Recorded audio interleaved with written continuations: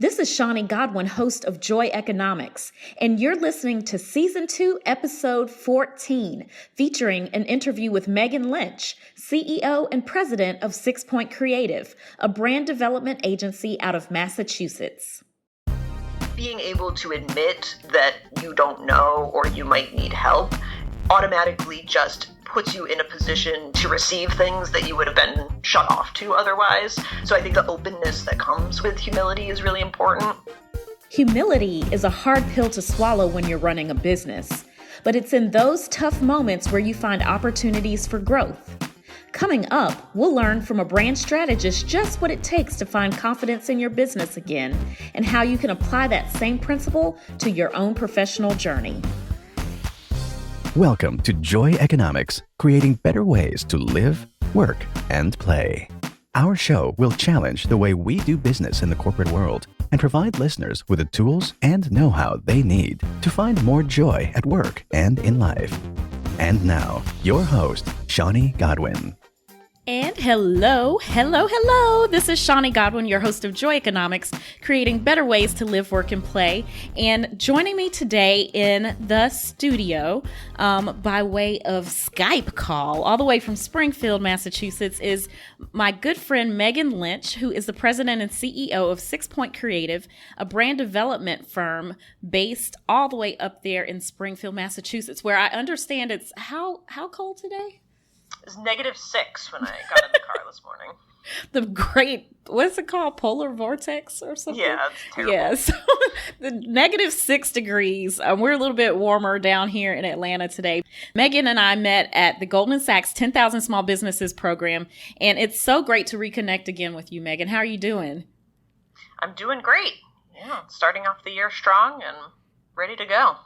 Well, that is always a great thing. One of the goals of our podcast, as you guys know, is to provide thoughtful insight and easy strategies for people who are thinking about launching an idea, getting out of a rut, changing careers, changing paths, small business owners who are looking for the next big idea. And so as a marketing communications firm at Communique-USA, we are super excited to have another partner in crime, Meghan here, who is going to talk to us today and give some real practical tips and advice for small businesses and professionals who may feel stuck or stagnant. So for those of you that feel like you're standing still and know you need to change, you don't want to miss the content that we have for you today. Meghan is going to help us give us some real practical advice on how you can move to the next level and get over that hurdle or hump in your business or career. So before we get started, Meghan, we love storytelling and hearing personal stories. And so before we dive deeply into all of the great advice that you're going to give today, I really want to backtrack a little bit and have you tell us your personal story of how you came to be the fabulous CEO of 6 Point Creative. Can you talk to us a little bit about your professional journey and how you got to the place where you launched and created 6 Point Creative? Sure. Yeah, I mean, I really didn't start out ever wanting to own a business. I really saw business as almost a dirty word. It kind of felt, corporate America and making money and, all of those things weren't really part of my upbringing. I'm the daughter of an Episcopal priest and a school teacher. So it was much more about, kind of yourself and what makes you happy, not business. And so it was just never really anything I thought about. I went to school for English literature. I was an English major in undergrad, and then the idea was just I was going to keep going, just get my master's, get my PhD, be an English professor, sit on a college campus somewhere, read books, talk to people about books. It sounded like the perfect life, just be an academic. And basically what happened was I decided that before I just kept going in school, I should probably at least get a little bit of practical business experience, just kind of double check. So I was getting my master's in English lit at Boston College at night and working a day job in an advertising agency because it seemed kind of the closest thing to English communications that I could think of.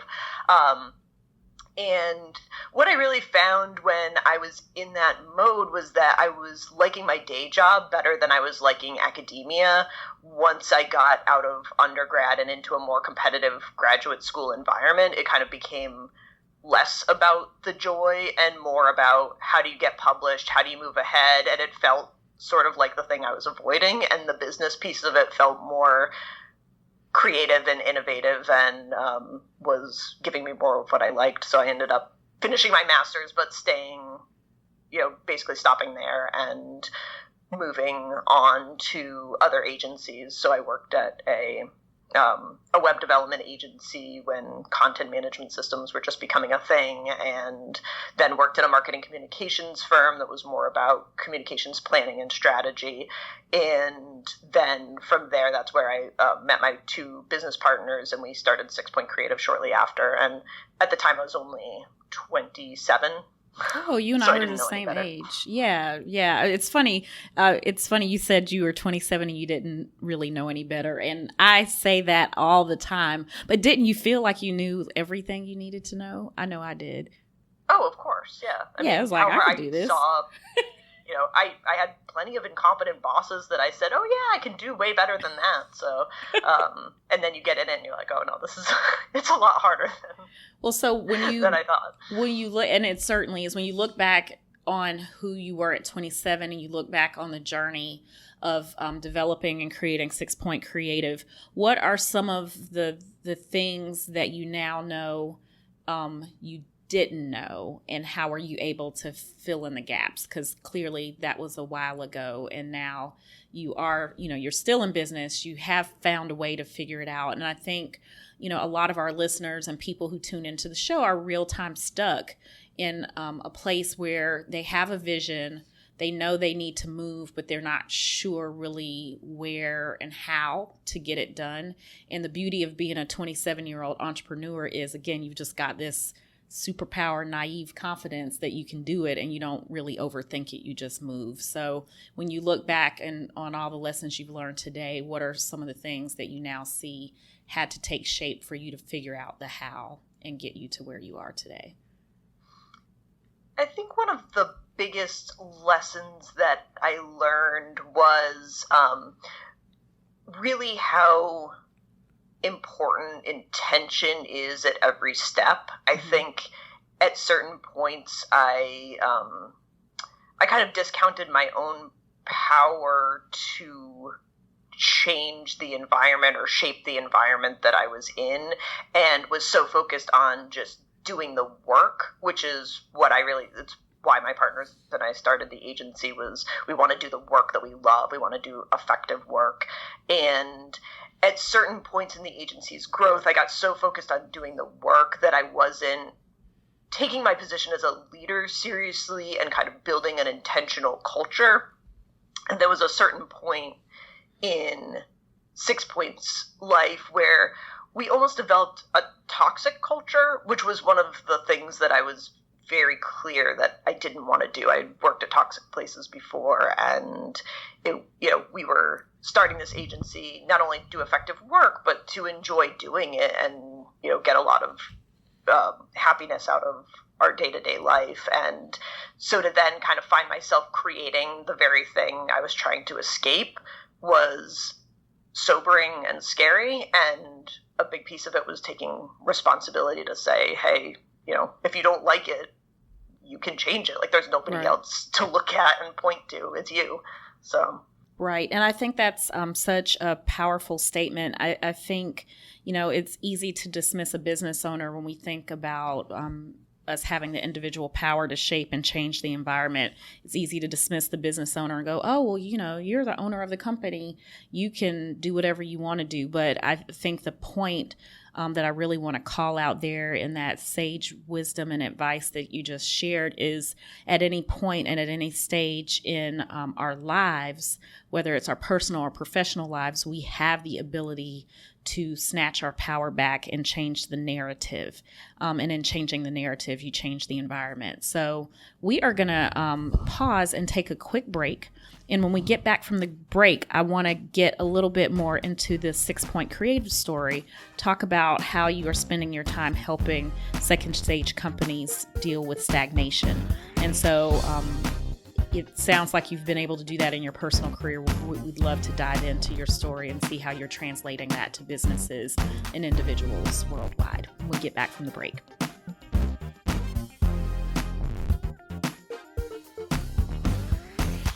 Joy Economics, creating better ways to live, work, and play, is brought to you by Communique-USA, a marketing and communications firm that provides staffing solutions to high-growth, high-stress teams so they are able to be more productive, efficient, and happy. Learn more at communique-usa.com. Welcome back to Joy Economics, creating better ways to live, work, and play. I am your host, Shawnee Godwin, and we are having a really good time today diving into the story of 6-Point Creative with CEO and person extraordinaire, Miss Meghan Lynch, who was also a classmate of mine in the Goldman Sachs 10,000 Small Businesses program. Shout out to that program. An amazing program for entrepreneurs who are looking to scale and grow and take their business to the next level. So Meghan, as we were talking about before the break, you were talking about the ability to have and recognize your power to shape and change the environment. And I understand that with your work at 6-Point Creative, you focus a lot of your time on helping second stage companies that may be dealing with some form of stagnation or feeling like they've hit a ceiling. So could you help us understand first how you define second stage companies? And secondly, begin to talk us through what that work looks like. Sure. The definition of second stage is a company that is under $50 million in revenue, certainly over $1 million in revenue, with under 100 employees, and really looking for some kind of next stage growth. The interesting thing about second stage is that regardless of the industry that you're in, there are just very common pains that come with that size, that basically you have a track record of success, which in a way can create habits that are not conducive to scaling and growth.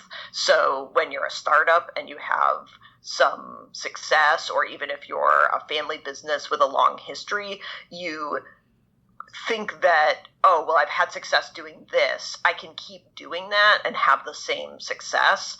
But as you grow and you're competing with different kinds of companies, you're competing for different kinds of talent, what got you there is not what's going to get you to the next level. It's funny, we talk a lot at Communique-USA. I literally just said this to my team. As you know, we're in the beginning of a new year, and you're right, like when you're in the second stage kind of zone, the things that got you to the place that you are at aren't the things that are going to sustain you, and the things that are going to get you to grow aren't going to be the things that got you to the place that you are. So it's just this interesting continual figuring it out. And I think that's a point that I don't want to be lost on our audience, because I know there are people who will be like, well, this is great information, but I'm not a business owner. I'm sitting in corporate America. But I think the lessons still apply, because, whether you're in a corporate career or you're in a business, you're in order to grow, you have to continually reinvent yourself. And in order to reinvent yourself, you have to recognize that the things that may have worked well for you in time won't always be the things you need to grow. And so it forces you out of your comfort zone a little bit to look for new and innovative ways to, as you said, change the environment. Can you talk to us about a time where you failed forward and, a failure really turned out to be a blessing, or something that helped kind of validate you or help you see that you were normal? Absolutely. I mean, I think that one of the fun things about working with second stage companies is that it's a meta experience for me. 6-Point is a second stage company. Mm-hmm. So I see myself in a lot of what I talk to other companies about, which also helps give me a why to keep doing it. Basically what happened to Six Point and to me was that we were really trying to provide, we were, in the startup phase, we were the full service marketing agency, with 3 people and, trying to position ourselves as, oh yeah, we can do anything. And basically what we were offering was a really high level, thoughtful, creative work for a pretty cheap price. And that allowed us to grow. Again, we had our own networks that we could work. But it definitely got to a place where we just plateaued. And we couldn't get beyond the size that we were. We couldn't quite break into new networks or new sales opportunities. And a lot of that, I think, was not really taking a hard look at where we were really bringing value.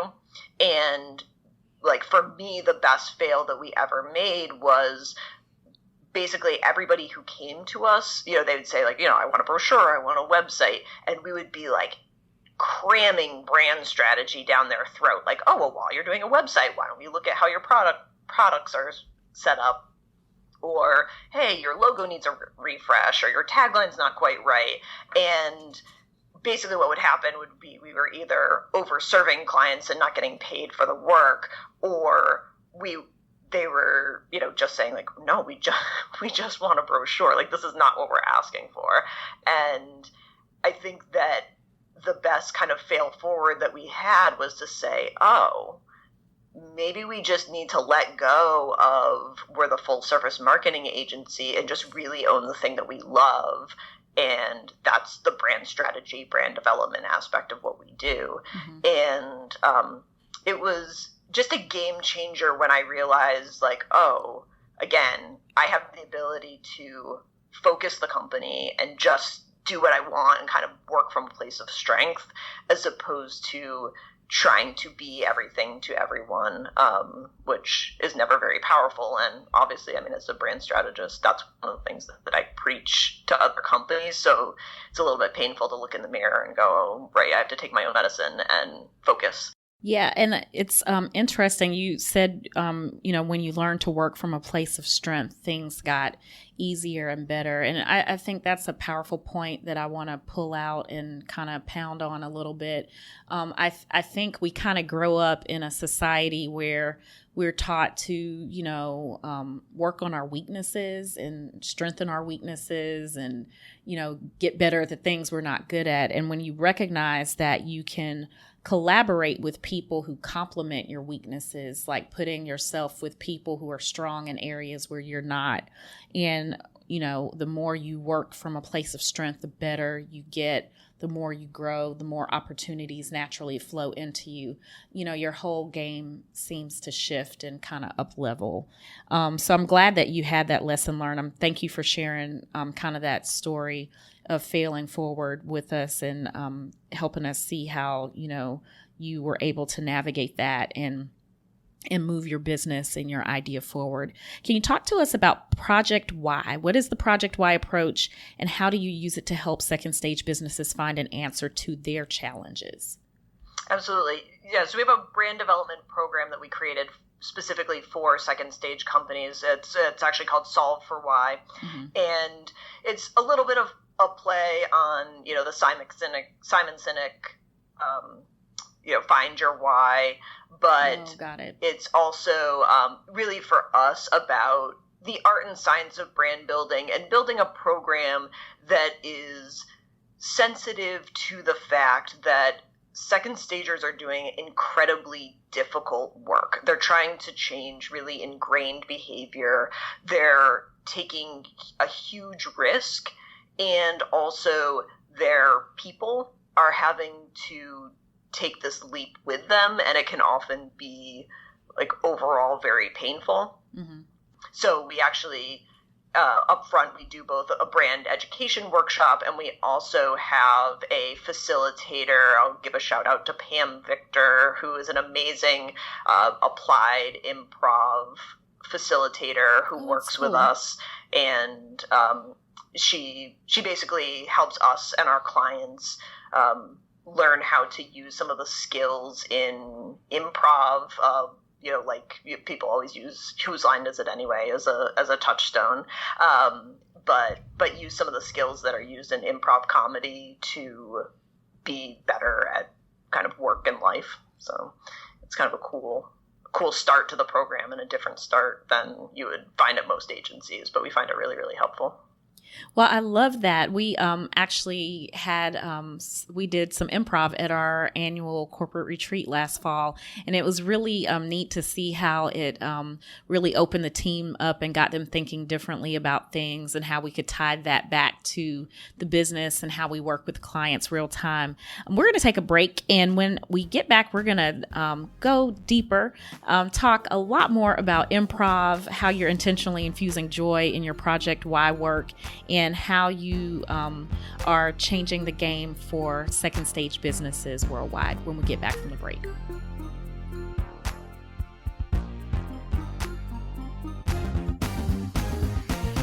We want to know how you are creating better ways to live, work, and play. If you have a Joy Economics story to share, reach us at joyeconomics.com. Hello and welcome back to Joy Economics, Creating Better Ways to Live, Work, and Play. I am your host, Shawnee Godwin, and we've been talking today to Miss Meghan Lynch of 6 Point Creative up in Springfield, Massachusetts, where it's super cold today. And we have been talking about your Solve for Why approach. So, Meghan, before the break, you were talking us through some practical examples of how you guys use improv in the Solve for Why approach. And I want to play. So we're going to do a little role play. And we just want to bring this concept for life to help our audience see how they can use improv or, simple tools in a very fun and joyful way to create really good next steps for career, life, and business. And so I'm going to pass the baton to you, or the mic rather, to you, Meghan, and let you lead us in an example of how this improv works real time in your Solve for Why approach. Sure, and just full disclosure, I am not an improv facilitator. We have a professional who works with us who's amazing, and so she would be absolutely mortified that I'm going to run this right now. But here we go. So basically, one of the key tenets of improv is a concept of the spirit of yes and so we're just going to kind of show a little bit of what that looks like. So Shawnee, I'm going to pitch you an idea, and every idea I pitch to you, I want you to say no because. No matter what I say, you're going to say no because, or you can even be a little bit nicer and say a yes but, and we'll see where that gets us. Okay. So I am absolutely freezing right now. My office is large windows and it's -6 here. So I was thinking that maybe we could have the rest of this interview where I might do some jumping jacks or run in place and just see if I can get the blood pumping, and maybe you could do the same. So maybe we could do a kind of active interview for the rest of this time. What do you think? No, I don't think that's going to work because my knees are really bad, and I just don't want to hurt them much more. If I start jumping around, my knees are going to really be killing me tomorrow. So no, I don't think that'll work for me. Okay, well, maybe if not running, maybe we could just do kind of upper body stuff. We could just kind of move our arms while we're talking.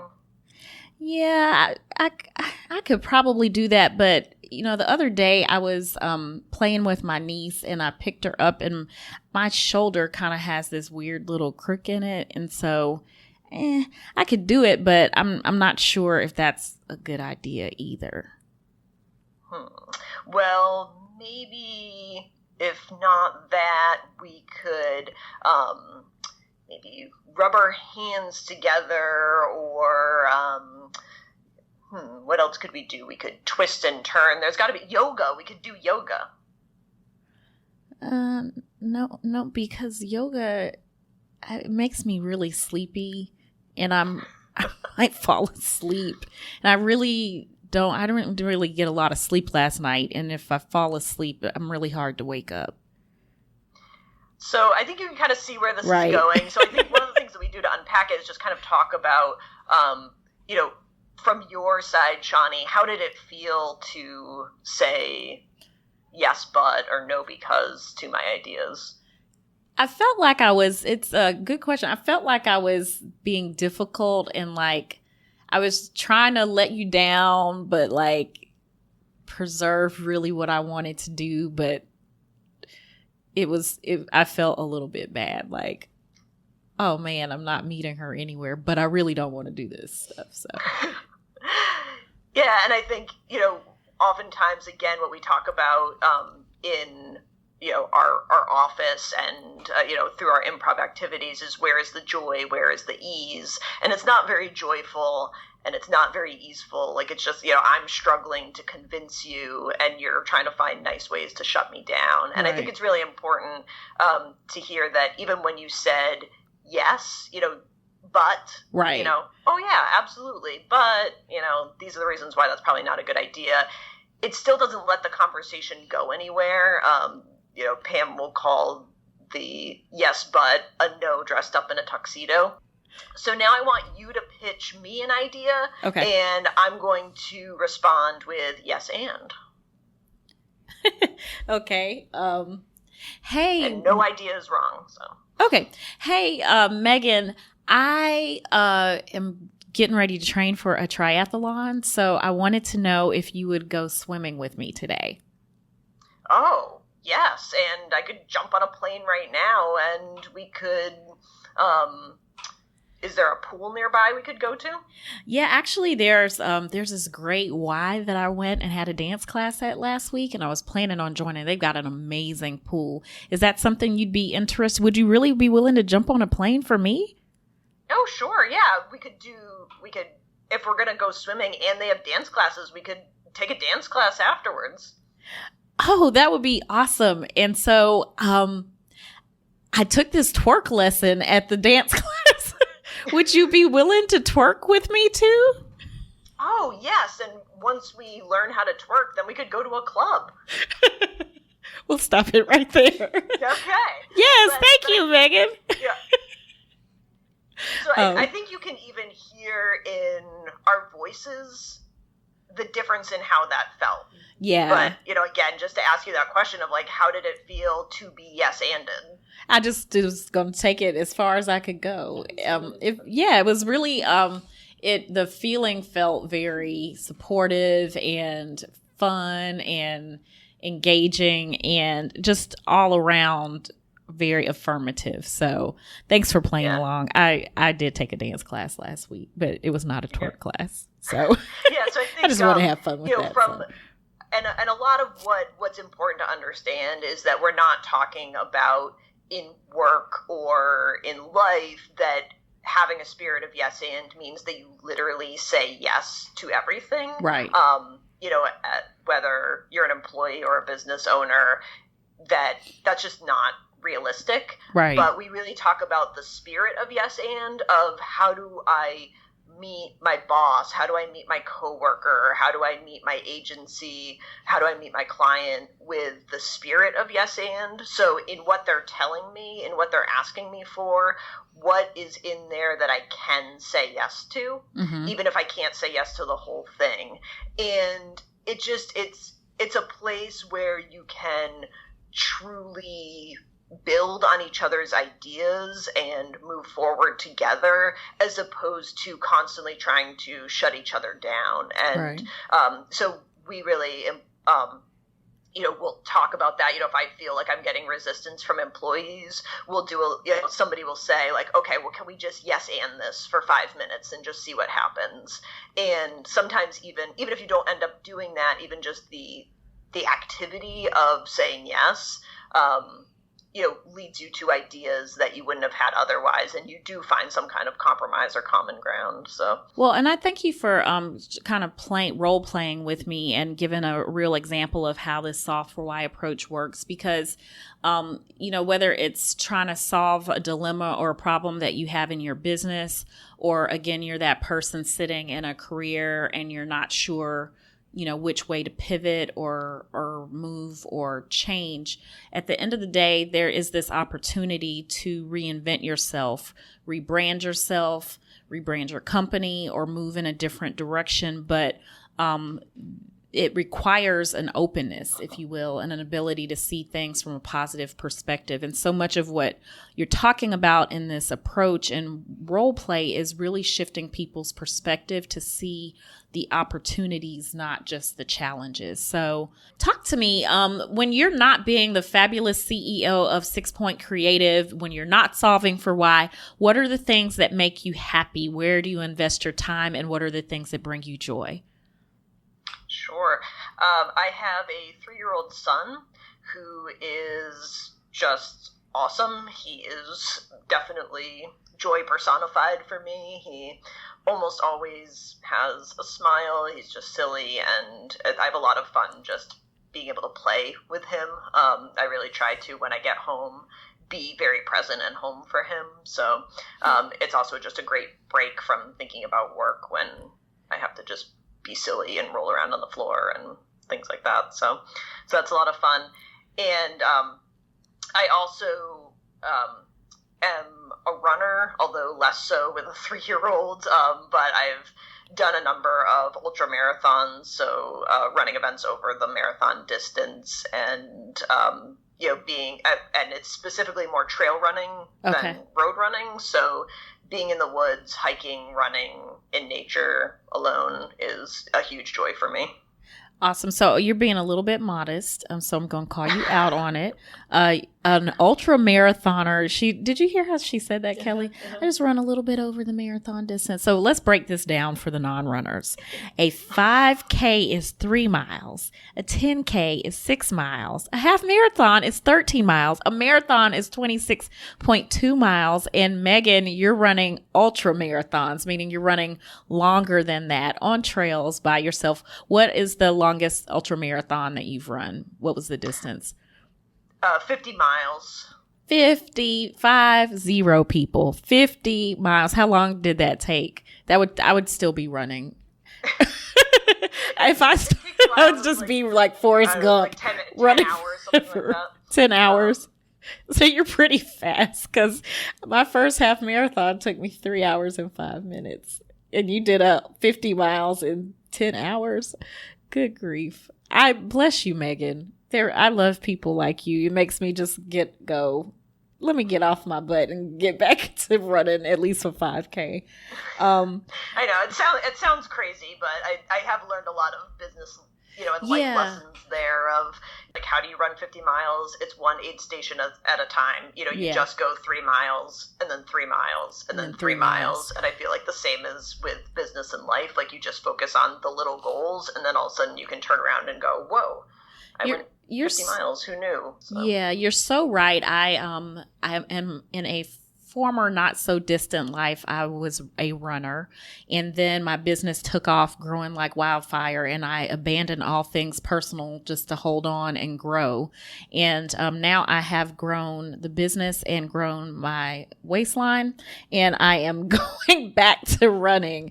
But you're right. Like, the reason I want to get back to running isn't just because of the physical fitness aspects, but I tell people all the time, running is so analogous with business. Like, there are so many life lessons I learned by running. I actually have done probably about 5 half marathons and a couple of triathlons, and they're really hard. I'm not a naturally gifted runner, and I'm actually a slow runner, which I've come to appreciate is still running. But the thing is, I've learned so much about perseverance and continuing when it's difficult and finishing when you can't see the finish line. And so I can completely relate to you on just the mental part of running. And I think that's the piece of it that I miss. believe it or not. Because when I'm the runner when I'm out there, I'm just fussing and cussing the whole way through. Like, why am I doing this? And then I get to the finish line. I'm like, that was awesome. That was so awesome. So, yeah, the longer you go, the lower those lows get and the higher the highs get. And I think that was a lot of what I was chasing, was like, how deep can I go into that dark place and how can I get myself out of it? And I think that those mental games are what I like about long distances. Is it definitely challenges you in a way that gives you resilience and grit for other challenges. So. Okay, before we get out of here, I promised I was going to ask you about your Joy Jam. And I need to know, what is your Joy Jam? What are you jamming to these days? I've been debating what I'm going to pick. I have a soft spot for like the Beach Boys and the Beatles because like my mom was into them. So they're kind of like my first albums and stuff. So I definitely put them on and think of childhood and stuff. But I think my like real sort of like anthem for myself, if I'm going to get in the car and by myself and turn something up, there's a band called the Heartless Bastards. Okay. And there's a song called Gray. Okay. And that is my deep cut Joy Jam. All right, we're gonna find the Hopeless Bastards. The Heartless Bastards. The Heartless. Why not? Okay, not hopeless. Kelly, you're gonna find that for me, right? We're gonna find it and mix it on in here.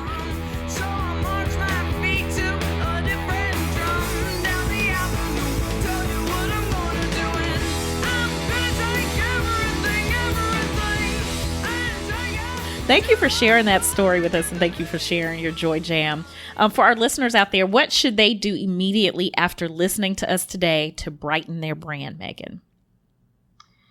Well, I think a big piece of it is, one of the things that I love about you, Shawnee, and also you doing this podcast is that focus on what makes you happy. And I feel like at the end of the day, your brand is, where you provide value to others, and that usually comes from something that you are truly passionate and joyful about. So I think spending more time listening to that place and focusing on it and feeding it and nurturing it is the best thing that you can do for your brand. It'll just come out automatically. You won't be able to hide it. Awesome. Thank you so much for that advice. Thank you for all your wisdom today and for just joining us and sharing and sprinkling joy into our lives with these practical strategies and tips for growing a brand, whether it's personal or a business brand. If you're a second stage business out there and you're interested in getting in touch with 6 Point Creative, Meghan, how can they connect? So easy to connect with me on LinkedIn. Meghan Lynch at 6 Point Creative. And then if also email is always good. So it's mlynch, MLYNCH at SIXPOINT creative.com. Awesome. Meghan, thank you so much for your time today. We want to thank you for joining us. As you shared with us today, it takes humility, hard work, and tactical focus to grow as a second stage company and as a professional in the workplace. So you can do this too. We hope the tips shared today will help you get to that next level and your level after. So Meghan, thanks for joining us. And I appreciate having you here. I'm Shawnee Godwin, your host of Joy Economics, and we are continuing and will continue to create better ways to live, work, and play. Thanks so much. You've been listening to Joy Economics, creating better ways to live, work, and play. To learn more about this episode and other Joy Economics stories, visit joyeconomics.com.